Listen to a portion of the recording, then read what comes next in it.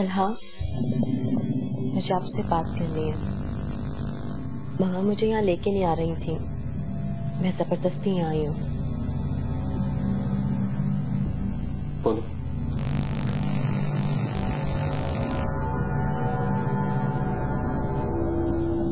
इतनी बड़ी बात हो गई और आपने पलट के पूछा तक नहीं। ये भी नहीं देखा कि आपके इस रवैये से मैं कितना रोई हूँ। वो कंगन मेरा ही तो था। देखिए ना, आपने खुद ही तो कहा था कि ये कंगन आप उसके लिए लेकर आए हैं जो आपको सबसे ज्यादा अजीज है, और वो मैं ही तो हूँ। मैं वो कंगन हानिया के लिए लाया था,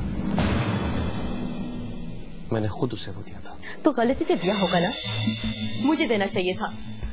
और अगर उसे दे भी दिया और मैंने उसे वापस ले भी लिया, तो इस तरह सबके सामने मेरी बेइज्जती तो नहीं करनी चाहिए थी आपको। बेइज्जती तो तुमने खुद अपनी करवाई है कायनात। अच्छा हुआ कि तुम खुद चले और मुझे बात करने का मौका मिल गया, वरना मैं खुद मौका देकर तुमसे बात करता। और मेरी बातें गौर से सुना, मैं किसी को किसी की बेइज्जती करने का मौका हरगिज़ नहीं दूंगा। खासतौर पर तुम्हें हानिया की बेइज्जती मैं कभी नहीं करने दूंगा। मैंने अपनी माँ की सरकत को कभी बर्दाश्त नहीं किया कि वो किसी से बदतमीजी करे, किसी की बेइज्जती करे, तो तुम्हें कैसे बर्दाश्त करूंगा मैं। और दूसरी बात ये भी अपने ज़हन में बिठा लो कि मैं ये शादी सिर्फ और सिर्फ नानू भी की वजह से कर रहा हूं।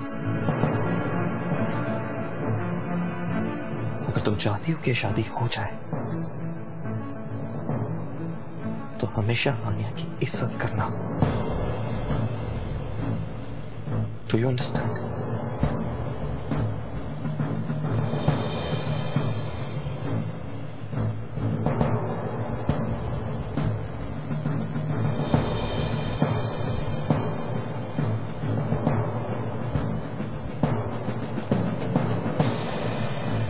साले आपा, अब तो जबान से कोई बात निकालते हुए भी डर लगता है, क्योंकि रजी तो हर वक्त मुझे ही आंखें दिखाते रहते। और सच्ची बात तो यह है कि जितनी हिम्मत आप में है ना, उतनी हम में तो है नहीं।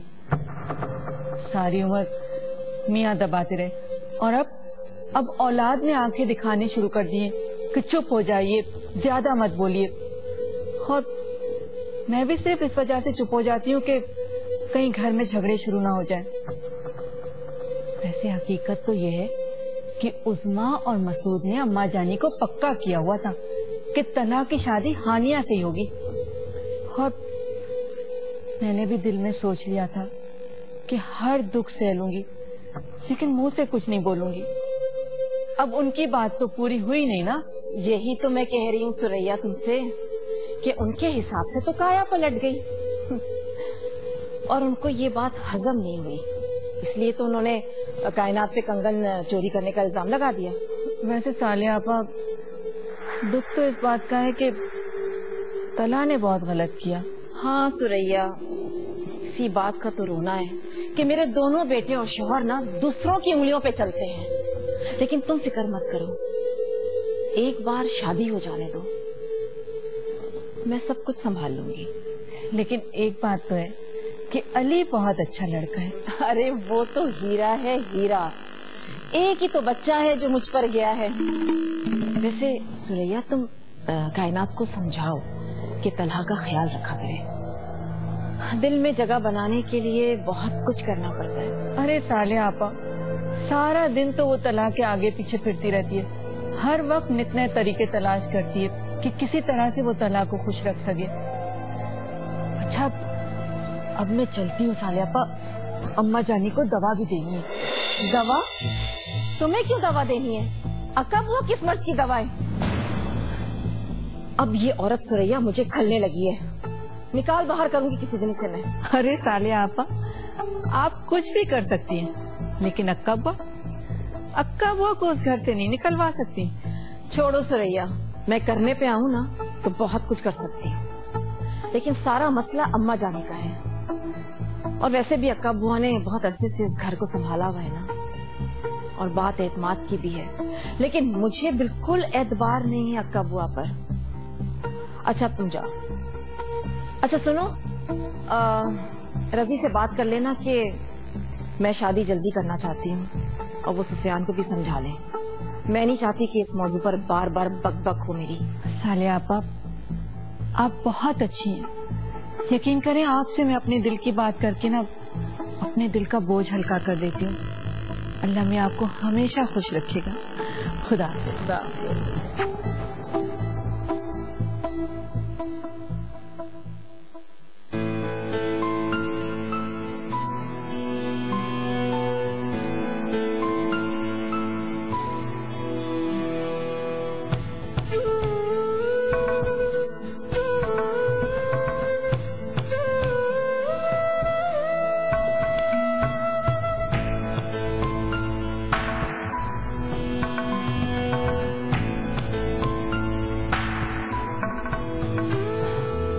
कला मैं खुद नहीं जानती क्या होगा,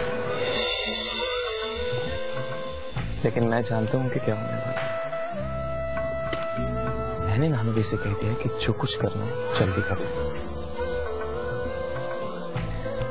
तो फिर थोड़ा और इंतजार भी करना।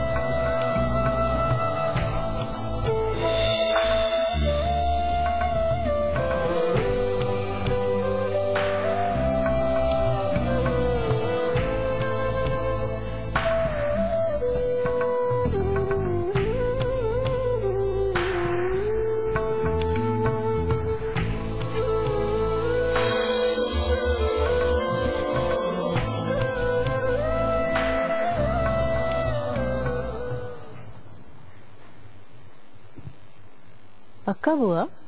जी बेगम। आज तला नहीं आया? वो तो रोज आते हैं बेगम, मगर किसी से बात नहीं करते। अकेले आकर बस लॉन में बैठे रहते हैं। मगर आपको देखे बिना हमको चैन नहीं आता। मैं अपने कमरे में जाके सो जाऊं या यहीं सो जाऊं? अरे नहीं कबुआ, आप अपने कमरे में जाके सोइए। बहुत दिन हो गए आपको बेआराम हुए हुए। हम सो जाएंगे। जी बेहतर।